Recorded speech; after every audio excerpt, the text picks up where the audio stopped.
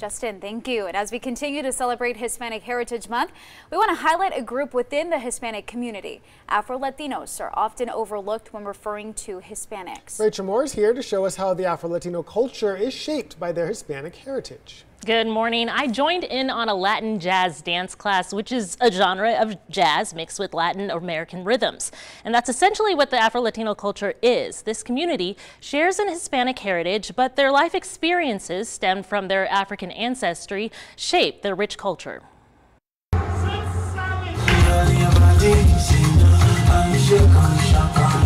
The steps in this Latin jazz dance number are as complicated as the history from which it's derived. De Panamá, mi familia es de Panamá. Soy Afro-Latina, he vivido aquí en Las Vegas por 10 años. Stephanie Case co-owns Moderno Dance Center with her quick-stepping business partner. Her family is from Panama, and she identifies as Afro-Latino, which was a background she felt she always had to explain growing up. Oh, you speak Spanish? Oh, that's weird. Where are you from? So it was like my norm. It was just because you don't see that many Afro-Latinos like on TV, in movies, or represented in a lot of places. Afro-Latinos make up 12% of the adult Latino population in the U.S. About half were born in the U.S. or Puerto Rico, the other half born in foreign countries like Mexico, Cuba, Dominican Republic, and Colombia. Afro-Latin culture is often forgotten, but we're here. It's a shared sentiment within the Afro-Latino community.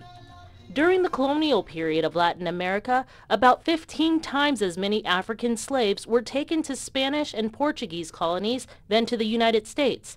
According to Princeton University's project on ethnicity and race in Latin America, nearly a quarter of the Hispanic population in the region are of African descent. But the misconception of what a stereotypical Latino physically looks like is the root of controversy. Here in the U.S., about 1/6 of the Afro-Latino population does not identify as Hispanic. Skin color is a major factor. I grew up in mostly an African-American neighborhood, so of course, everywhere I go, I get asked, what am I mixed with? Andre Thomas is a rideshare driver who moved to Las Vegas from Chicago. He identifies as African-American, but had to explain growing up that he had Afro-Latino roots.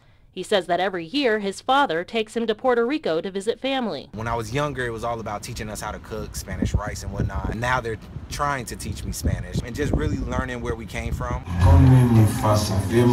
Remembering their ancestral origins while embracing their Afro-Latin ethnicity. If you go to any state, any country in the world, and you go into a salsa environment, you're going to see people from all walks of life, and so that's really the beauty and the blessing of this culture.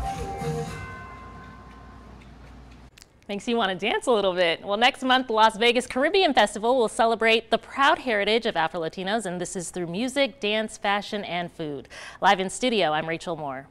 Great story, Rachel. Thank you so much. And be sure to keep watching our special Hispanic Heritage Month coverage every weekday at 6 a.m. or 6 p.m.